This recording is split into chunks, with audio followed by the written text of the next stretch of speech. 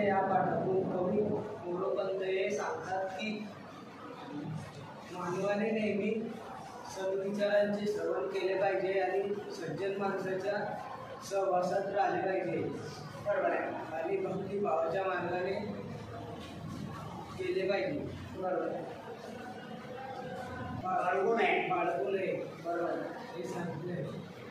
परत वाक्य या पाठात मोरोपंत यांनी आपल्याला सज्जन माणसाच्या संघटित राहावे असे सांगितले। सज्जन माणसाच्या गोष्टी आपण ऐकल्या पाहिजे, चांगले विचार आपण ऐकले पाहिजे आणि त्याचे आचरण केलं पाहिजे। कधीही आपण आपल्या स्वतःचा गर्व केला नाही पाहिजे, अभिमान बाळगला नाही पाहिजे आणि